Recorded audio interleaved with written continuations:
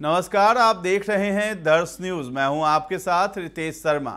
बिहार में होने वाले उपचुनाव को लेकर सियासी पारा चढ़ा हुआ है। 13 नवंबर को तरारी, बेलागंज, इमामगंज और रामगढ़ विधानसभा सीटों पर वोटिंग होगी और 23 नवंबर को नतीजे आएंगे। इसे 2024 में होने वाले विधानसभा चुनाव से पहले का सेमीफाइनल माना जा रहा है। महागठबंधन ने 3 सीटों पर आरजेडी और 1 पर सीपीआई-एमएल उम्मीदवार उतारे हैं। एनडीए की ओर से बीजेपी 2, जदयू और हम ने 1-1 सीट पर उम्मीदवार खड़े किए हैं। कुल 38 प्रत्याशी मैदान में हैं। प्रशांत किशोर की जनसुराज पार्टी भी चुनाव लड़ रही है, जिससे मुकाबला और दिलचस्प हो गया है। विधानसभा चुनाव 2025 का जो होने वाला है, उसको लेकर के इस उपचुनाव को सेमीफाइनल कहा जा रहा है। 4 सीटों पर होने वाले इस उपचुनाव को अगले साल होने वाले विधानसभा चुनाव का सेमीफाइनल कहा जा रहा है। इसलिए एनडीए और महागठबंधन दोनों ही इसे गंभीरता से ले रहे हैं। एनडीए ने हाल ही में बैठक कर 2025 का विधानसभा चुनाव नीतीश कुमार के नेतृत्व में लड़ने का फैसला किया है। वहीं प्रशांत किशोर की नई पार्टी जनसुराज भी पूरे राज्य में सक्रिय है और उपचुनाव के साथ साथ विधानसभा चुनाव की तैयारी में जुटी है। तो आइए एक एक करके जान लेते हैं कि बेलागंज सीट पर कितने उम्मीदवार हैं, किसमें मुकाबला होगा, फिर आगे की भी सीटों पर हम बात करेंगे।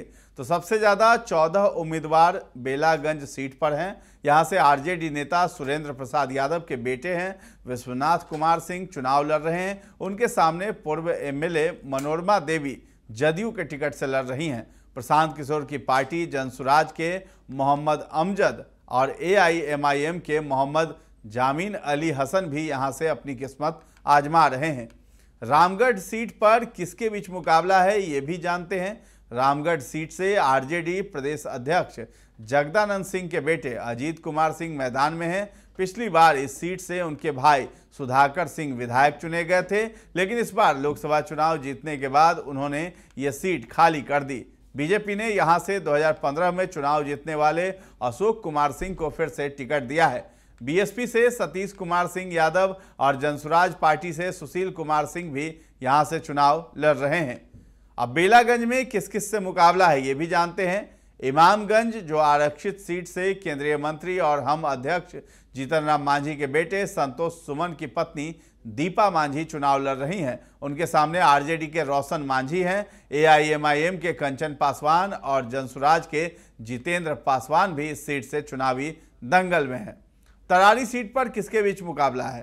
तरारी सीट से सीपीआई-एमएल के राजू यादव चुनाव लड़ रहे हैं। उनके सामने बीजेपी ने पूर्व विधायक सुनील पांडे के बेटे विशाल प्रशांत को टिकट दिया है।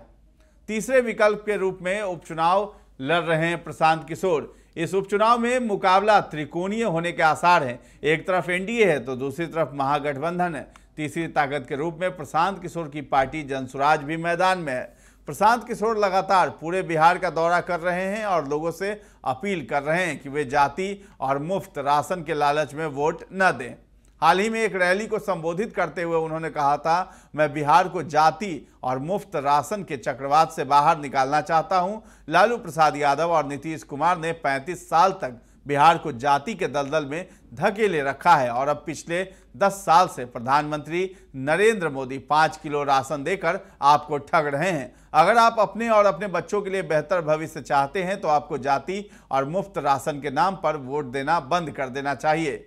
अब इधर गिरिराज की यात्रा से जदयू और बीजेपी ने भी किनारा कर लिया।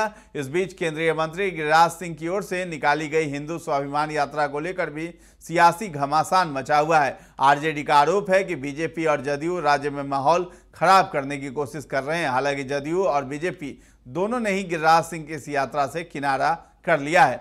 तो कुल मिलाकर बिहार में होने जा रहे इस उपचुनाव में कई मायनों में दिलचस्प बना हुआ है। देखना होगा कि जनता किसके पक्ष में फैसला सुनाती है। तो फिलहाल इस खबर में इतना ही है। दर्श न्यूज के साथ बने रहें और अभी तक हमारे चैनल को आपने सब्सक्राइब नहीं किया है तो जरूर कर लें। धन्यवाद।